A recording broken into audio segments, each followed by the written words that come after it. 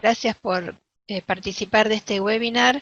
Es un placer poder abordar este tema desde la Sociedad Argentina de Terapia Intensiva y en especial desde el Comité de Bioética.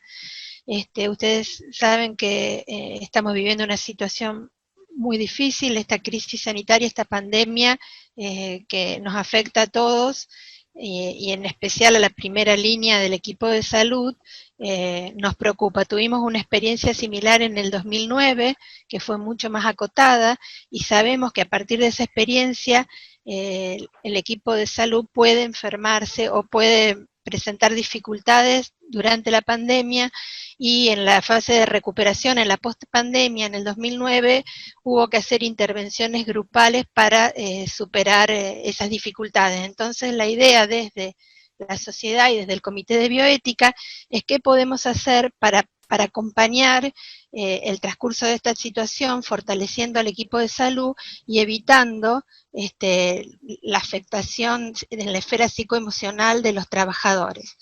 Más allá de que hay iniciativas desde muchos lugares para realizar esto, nosotros pensamos que tiene que haber un rol institucional en la supervisión de la salud psicoemocional del equipo de salud y en la intervención temprana, evitando el desgaste crónico y lo que puede ocurrir alejado a la situación. Ya pasada esta situación, ya nos van a contar que podemos tener síntomas de estrés postraumático, de depresión, de burnout. Entonces nos parece que cada institución tendría que ocuparse de las acciones preventivas para evitar esas consecuencias que no queremos, y para que de esta experiencia tan difícil salgamos fortalecidos pero sanos. Es por eso que hoy vamos a tratar de ver si hay un rol de responsabilidad institucional y qué podrían hacer las instituciones para cuidarnos.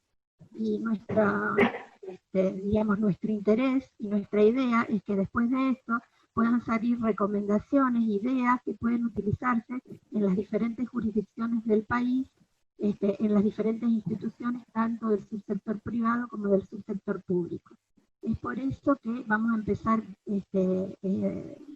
viendo un poquito una proyección de nuestros patrocinantes. Analyze it now, send it to us. Analyze it now.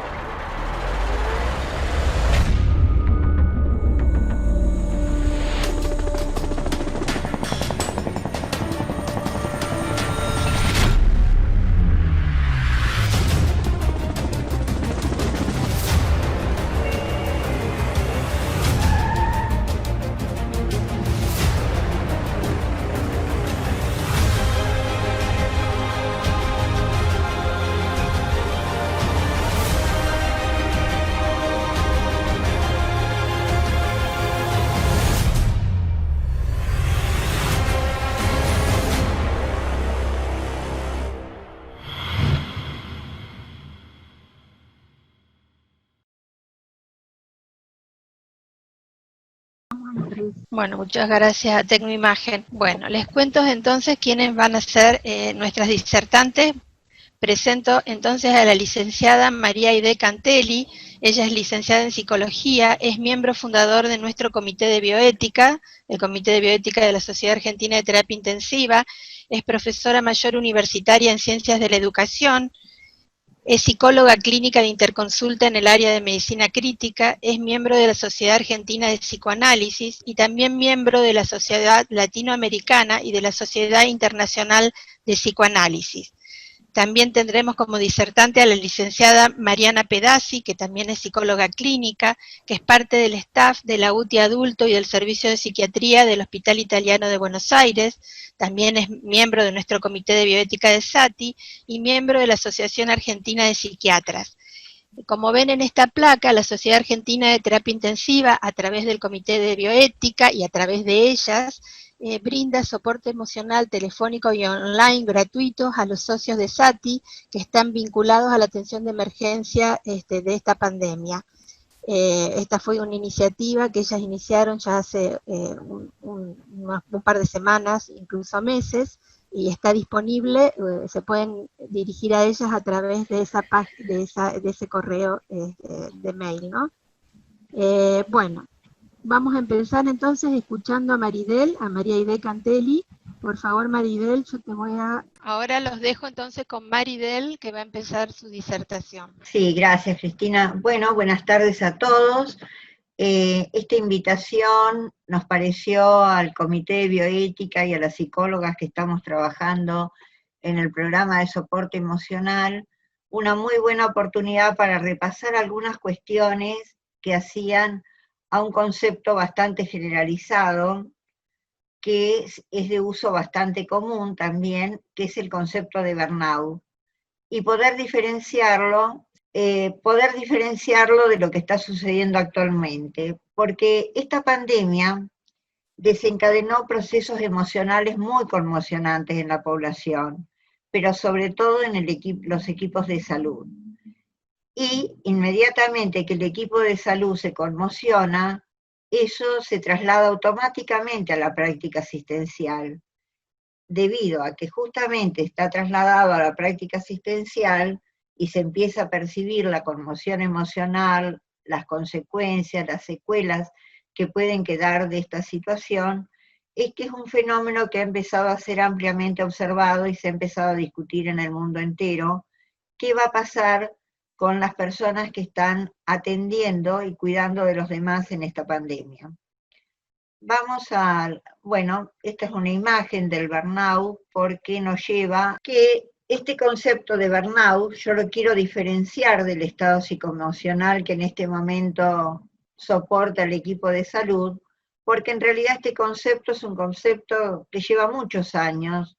Lo definió Freudenberger, que es un psicólogo americano, en el año 1974, y se entendió por burnout un síndrome de quemarse al que se llega por un estado de mucho estrés laboral. Y que los síntomas que tenía el burnout tenían tanto que ver con aspectos médicos, biológicos, psicosociales, inespecíficos tal vez en un primer momento, pero luego claramente identificables, pero sobre todo que el sujeto lo hacía en relación al trabajo. Entonces empezaron a describir y a oficializar este término de burnout como un proceso de estrés crónico. Cristina Maslach no solamente oficializó este término, sino que es también la creadora de una escala que se sigue aplicando actualmente, en la que se puede medir el grado de burnout leve, moderado o profundo que aqueja a un trabajador. Cuando Cristina Maslach diseñó esta escala, lo definió como un síndrome tridimensional. Fundamentalmente identificaba el agotamiento emocional, síntomas de despersonalización y una baja realización personal en la tarea. Y que esto se daba fundamentalmente en individuos que trabajaban en contacto con clientes o pacientes. Quiero aclarar que aunque en un primer momento se ubicó al personal de salud y en la atención de clientes este síndrome, luego fue extendido a muchísimos trabajadores que tienen un alto grado de responsabilidad y que están en otras áreas, como pilotos de aviación, otras áreas de la salud, como no solo el área médica, sino también trabajadores de la salud que están en distintos ámbitos y que estaban siendo también afectados por este síndrome. Entonces quiero decir que esto no se ha ubicado solo en este ámbito, sino por ejemplo en bomberos, en todos aquellos trabajadores que en un momento se desencadena un proceso de alta responsabilidad. Entonces lo explicaron desde distintos modelos. Por ejemplo, el de la perspectiva psicológica, psicoanalítica, va a hacer hincapié en que el burnout tiene que ver con variables individuales, con determinados rasgos de la personalidad, cuando toma este concepto. En cambio, cuando el concepto es tomado desde un modelo social, se pone énfasis más en las creencias, en la autoestima, en la autoeficacia, y cuando el burnout es tomado por modelos organizacionales, ahí sí se toma en cuenta los estresores netamente laborales, cómo está diseñada la estructura organizacional, cuál es el clima de trabajo, cuáles son los estresores que tiene cada rol, y además el apoyo social con el que se cuenta. La Organización Mundial de la Salud se hizo eco 20 años después que Freudenberg había definido el concepto de burnout, pero la Organización Mundial de la Salud le dio gran relevancia a partir de 1994 como uno de los problemas que afectaba a los que cuidan la salud de las personas, y que eso afectaba tanto al staff como a los miembros de las familias de ese staff, lo cual convertía en mucho más complejo y agravaba más las dificultades en los servicios de salud. Lo que quiero significar es que se pudieron dar cuenta que este es un síndrome que, si bien tiene como principal protagonista aquel individuo que está afectado por él mismo, ese individuo trabaja en una organización, entonces va a afectar a sus compañeros de trabajo, la relación con ellos, y sobre todo va a afectar muchísimo el entorno íntimo y familiar, debido a que esa persona vive integrada a un mundo fuera de su situación laboral, y que los aspectos que toma el burnout muchas veces no le permiten diferenciar claramente qué cosas del trabajo, qué cosas de su vida personal. Entonces, ¿cuáles son las características del burnout? Agotamiento emocional, despersonalización, en el sentido en que la persona parece estar insensible, como deshumanizada, como si estuviera permanentemente usando un mecanismo de defensa de disociación. Y sobre todo, que hay una muy baja tolerancia a la frustración y todo se siente como una baja realización personal. Se pierde la autoestima y se frustra ante situaciones frecuentes que el trabajo nos proporciona. Entonces, ¿cómo se va a manifestar? ¿Cómo se puede observar en nuestro entorno? Es que la persona que está siendo afectada por un burnout cambia la actitud que tiene frente a la vida, generalmente sus pensamientos son pesimistas, es muy difícil que sostenga la idea de una esperanza o de contención, el trabajo le pesa cada vez más, entonces ¿cómo se nota? En ausentismos, en llegadas tardes, en problemáticas que lo hacen evitar cada una de las situaciones de responsabilidad, todo le resulta un esfuerzo. Y si antes terminaba la situación laboral con sensación de cansancio, esto se ha trastocado por una sensación de vacío, de estar realmente no encontrarle demasiado sentido a su propia vida.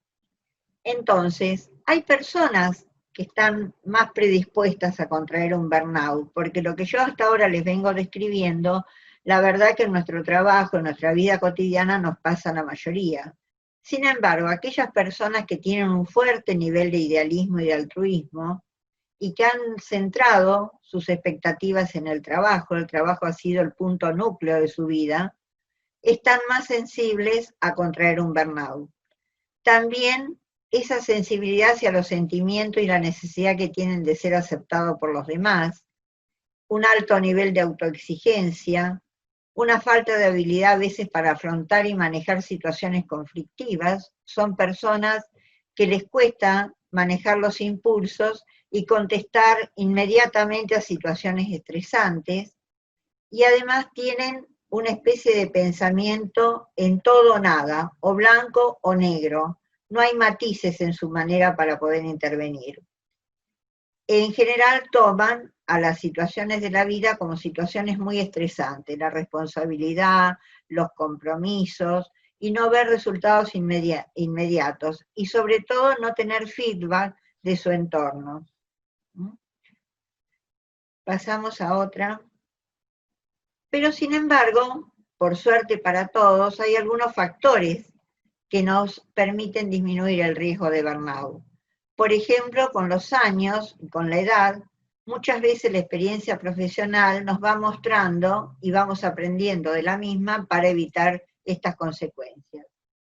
También es muy importante que haya una red de contención social y que haya una vida familiar estable para que el sujeto, al regresar de su trabajo, pueda encontrar la contención necesaria. También si esa persona ha dedicado en algún aspecto de su vida a buscar estrategias adecuadas para manejar su estrés y cómo comportarse ante situaciones conflictivas. También aumentar la tolerancia a la frustración para poder aceptar y analizar los problemas que se le plantean, y además tener la posibilidad de encontrar una salida a las situaciones problemáticas. ¿Cómo se va a manifestar esto? Generalmente la persona dice estar cansada, está cansada o estresada, a veces de una manera continua. Todos los días amanezco cansado, todos los días siento que tengo que hacer un esfuerzo para conectarme con la tarea.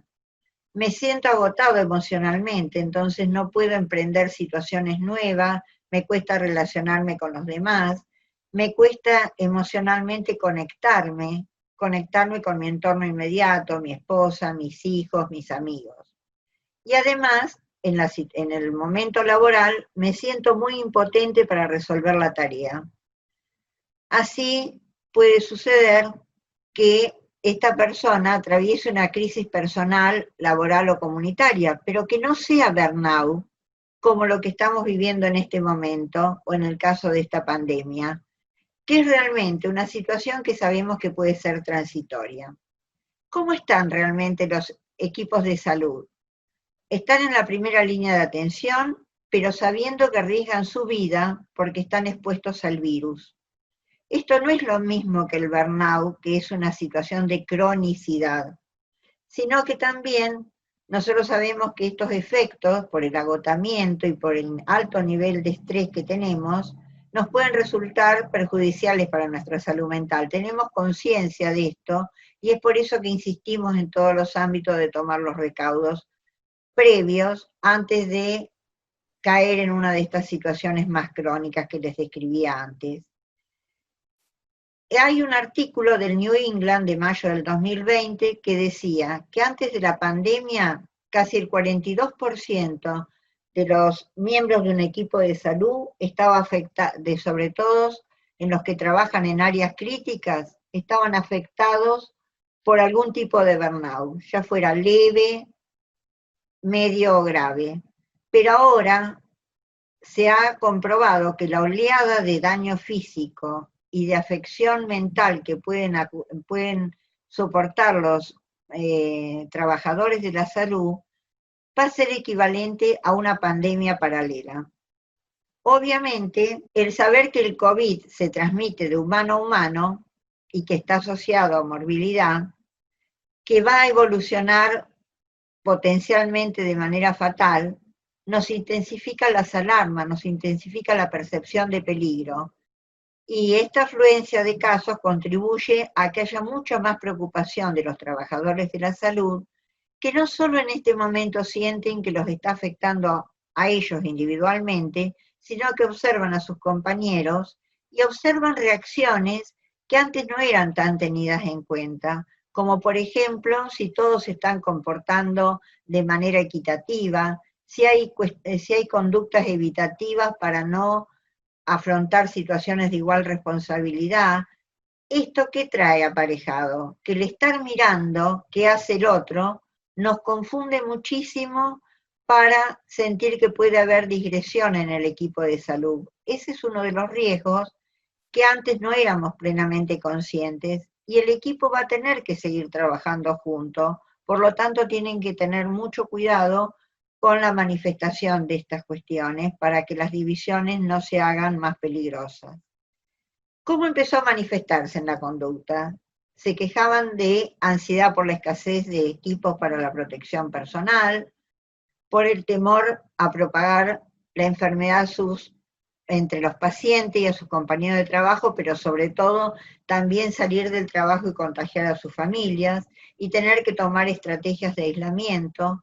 La incertidumbre que a muchos los atravesaba, que si llegaban a contraer la enfermedad iban a encontrar en sus empleadores la protección y la seguridad de la continuidad de su trabajo, y además que ante las horas de trabajo prolongadas se les pedía muchas veces que desempeñaran tareas para las cuales no se sentían preparados previamente.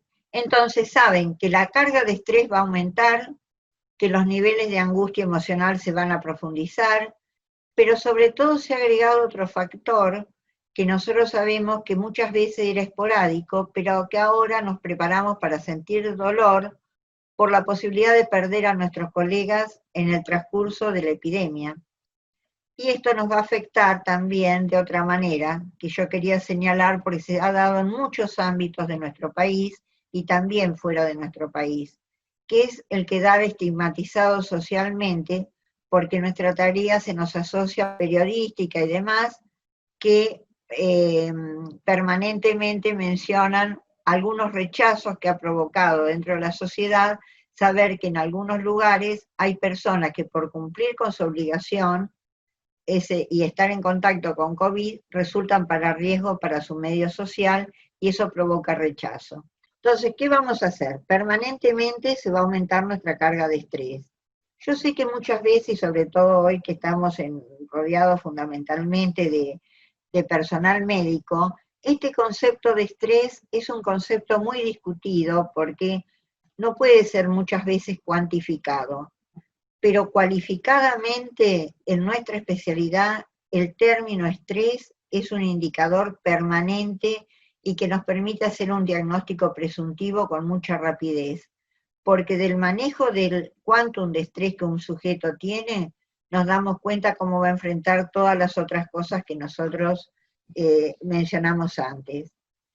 ¿Cómo maneja su angustia emocional? Fundamentalmente provocada por el aislamiento social. Con Mariana hemos tenido ya que atender gente dentro de los servicios de salud que han consultado nuestro programa en la SATI, que han tenido que tomar la decisión de autoaislarse con sus equipos de trabajo y separarse de su grupo familiar. Esa situación que nos lo han relatado como prácticamente para nosotros fue una experiencia nueva, porque a pesar de los años de trabajo que llevamos en esto, casi nunca el profesional tenía este miedo a contagiarse y a contagiar y ser vehículo de contagio para sus seres queridos, hasta tomar la determinación de estar ausente de su casa y tener que recluirse en otros lugares. Entonces, esta situación son cuestiones dilemáticas. Muchas veces de la magnitud que habíamos mencionado históricamente en bioética, que el sujeto casi siempre atraviesa situaciones dilemáticas frente a la situación de tomar decisiones en salud.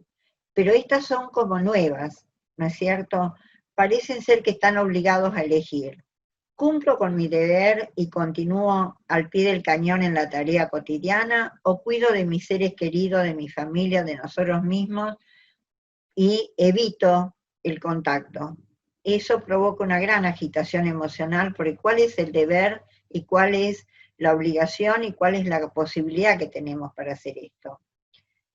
Esta angustia moral y esta angustia emocional queda prácticamente en una situación de empantanamiento si el sujeto no tiene recursos suficientes como para tomar una decisión, y por eso hablaba, si la organización lo contiene, si sus equipos de trabajo lo acompañan, si la institución le da una respuesta y puede entender esto, y acompasadamente seguir transitando esta situación, seguramente los niveles de angustia van a disminuir.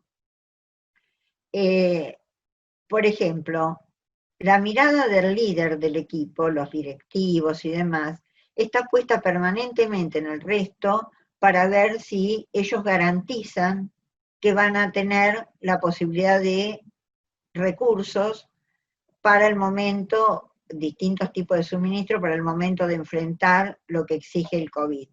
Y esa incertidumbre trae aparejado una angustia que se llama realmente incertidumbre angustiosa y que de profundizarse trae consecuencias a nivel de la conducta cotidiana. Entonces, ¿cuáles son las manifestaciones más comunes que están atravesando? Yo diría el porcentaje del 42% que hablaban de burnout al 70 y pico por ciento de gente que en este momento está atendiendo pacientes con COVID.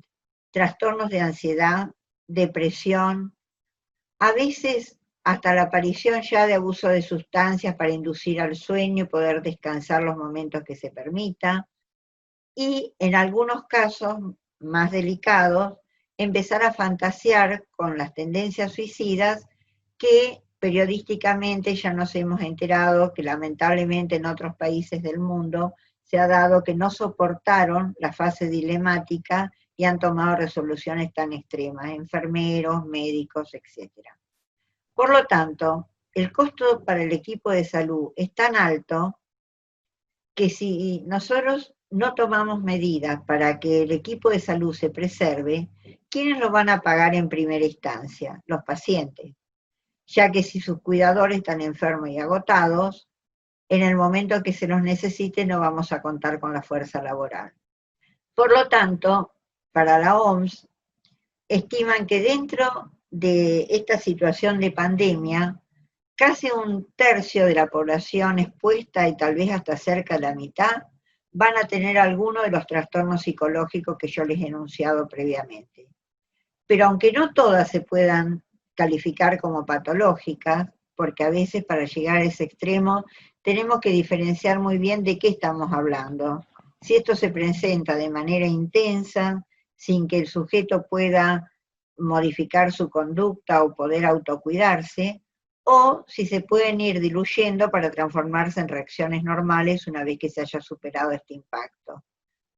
El tema que nos movió a presentar este webinar fue que en todas las instituciones pueda haber un efecto multiplicador y pueda haber una cierta conciencia de que así como se está uniendo el mundo para encontrar los modelos de atención para el COVID, para encontrar obviamente también la vacuna, etcétera, y todos viendo cómo se va pasando de una fase a la otra, sería fundamental que con la misma seriedad se tomara las consecuencias que para la salud mental van a tener los trabajadores que estén en este momento ejerciendo la profesión junto al COVID-19.